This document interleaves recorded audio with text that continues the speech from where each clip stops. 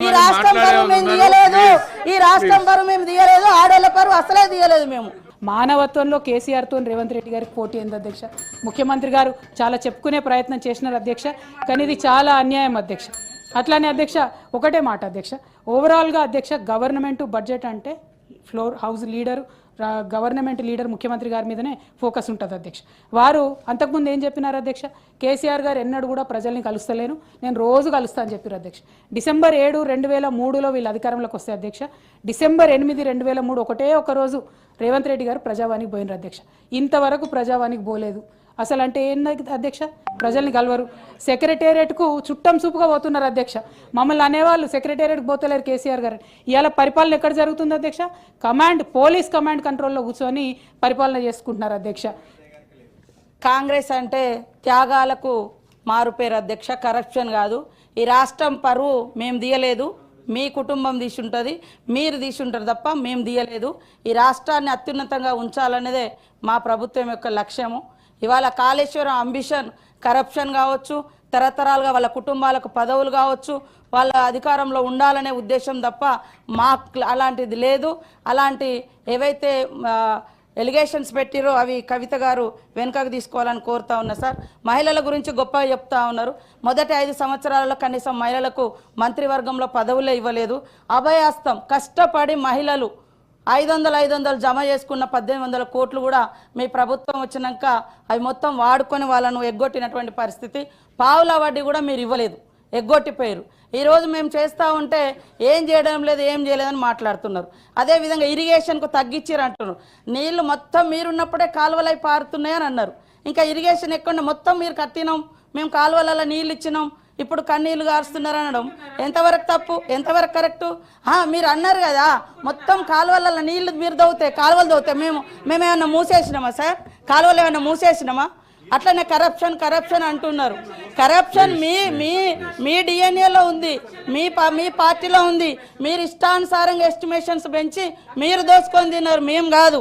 అదేవిధంగా నోటిఫికేషన్ల గురించి మీరు ఇచ్చిన నోటిఫికేషన్లు ఎవరు అడ్డుకున్నారు సార్ ఉద్యోగాలు ఇవ్వకుండా? మరి ఇప్పుడు ఎట్లా అవుతున్నాయి? ఇవాళ 59,000 ఉద్యోగాలు ఇచ్చినటువంటి వాస్తవాన్ని కూడా మీరు గుర్తించలేకపోతున్నారు.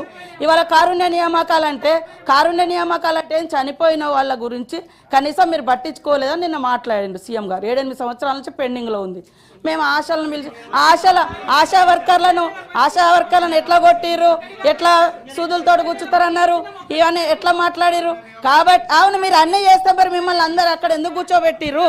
ఇవాళ 1% తోటే అంటున్నారు. మీరు అధికారంలోకి వచ్చినప్పుడు 63 సీట్లు వచ్చినాయి. మీరు అధికారంలోకి వచ్చేటప్పుడు 63 సీట్లతో వచ్చారు. ఇప్పుడు మేము 65 సీట్లతో ఉన్నాం. ఇంకా మీరు వస్తేనేమో గొప్పగా అధికారంలోకి వచ్చినట్టు, మేము వస్తేనేమో తక్కువతో అధికారంలోకి వచ్చినట్టు ఎట్లయితే సార్? అధికారం అనేది అధికారమే. సీట్లు ఇచ్చిర్రు అదే అంటున్న వాళ్ళు. ఎంతసేపు మేము గొప్పోళ్ళం. అరే 10 ఏళ్ళల్లో మీరు 10 ఏళ్ళల్లో ఎన్ని ఇళ్ళు ఇచ్చిర్రు? మీరు ఫస్ట్ సారి 10 ఏళ్ళలో వచ్చినప్పుడు 10 ఏళ్ళల్లో అరే మేము ఇయ్యలే.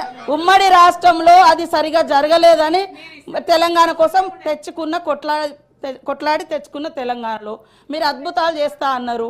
మీరు మొదటిసారి ఏం చెప్పిర్రు? ఇల్లు సింగిల్ బెడ్రూమ్లు, చిన్న ఇల్లు ఎక్కడ పడుకుంటారు అది అని చెప్పారు. మీరు వచ్చిన తర్వాత ఇల్లే ఇయ్యలే. మళ్ళీ లాస్ట్కి మొన్న 2023లో ఎలక్షన్ల ముందు ఇచ్చిర్రు 5 లక్షలు 7 లక్షలతో ఇల్లులు కట్టిస్తామని చెప్పి ఆ ఇల్లులు కూడా 3 లక్షలకు తగ్గించారు. 3 లక్షల ఇల్లులు కూడా 3 అంతస్తులోకి ఇస్తే అందుకనే మిమ్మల్ని ఇళ్లలో పంపించారు. కాబట్టి ఈ రకమైన మేము వచ్చి 1.5 ఇయర్ కూడా అయితలేదు. పదే ఏమైంది? మేము ఫ్రీ బస్ ఇస్తే మీరు ఓర్వలేరైతురి, మేము ఇల్లు ఇస్తే ఓర్వలేరైతురి, మేము ఉద్యోగాలు ఇస్తే ఓర్వరైతురి. పదే ఈ రకమైనటువంటిది. ఇవాళ మరి మీరు ఒక పథకం పెట్టిరు, అన్ని మీరు ఇచ్చిన పథకాలను మేము ఇవాళ రాజీవ్ యువ వికాసం పెడితే ఎందుకు అంత మీకు అక్కసు? ఇవాళ బడ్జెట్ లో అదే ఇంటికో ఉద్యోగం అని చెప్పారు. అదే విధంగా 100 కోట్లు బడ్జెట్ లో పోయిన బడ్జెట్ లో 2019 బడ్జెట్ లో ఏది నిరుద్యోగ భృతి ఇస్తామని కూడా బడ్జెట్ లో 100 కోట్లు కేటాయించి కూడా వాళ్ళు ఇవ్వలేదు. ఇట్లాంటి ఎన్నో ఉన్నాయి.